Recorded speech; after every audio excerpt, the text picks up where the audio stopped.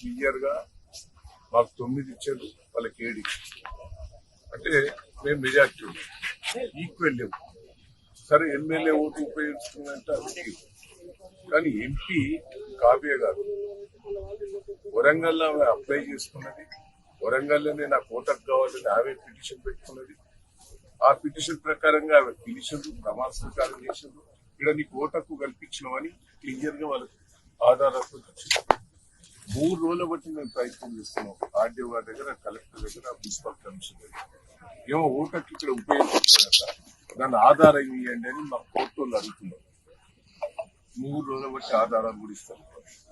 ఇలా ఓటేసి అది ప్రజాస్వామ్యం వేసినాక ఒక్కసారి ఆలోచించండి. జనగంలో ఇద్దరు సమానంగా ఉంటే మా వాళ్ళని గురించి కాంగ్రెస్ పార్టీ సమానం వస్తే ఆడ టాస్ లా వాళ్ళకే వచ్చింది. తొర్రూరులో టాస్ లా చైర్మన్, వైస్ చైర్మన్ వాళ్ళకే వచ్చింది. అంటే దీంట్లో కూడా మోసం. ఈ టాస్ పెట్టే కాడ కూడా వాళ్ళ అభ్యర్థుల్ని పేర్లు రాసుకొని వాళ్ళే మొత్తం పెట్టినట్టే పట్టుకుంటారు. మళ్ళీ చూపెట్టు అంటే మా వాళ్ళు అడిగితే కూడా చూపెట్టే పరిస్థితి లేదు.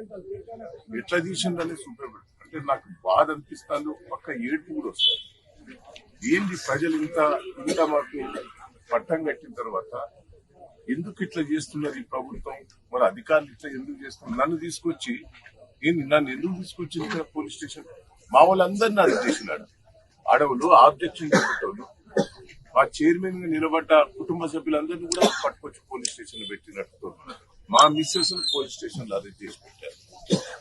నిన్న నన్ను అడిగి రాకుండా చేశారు. నేను తొర్రూరులో నాకు ఇల్లు ఉన్నది, తొర్రూరులో నాకు ఆఫీస్ ఉన్నది, నేను ఎప్పుడు తొర్రూరులో పండుకుంటాను. మొన్న తొర్రూరులో ఆఫీసులో నన్ను ఉంటారంటే కూడా నుంచి తీసుకొచ్చి ఇక్కడ పెట్టారు.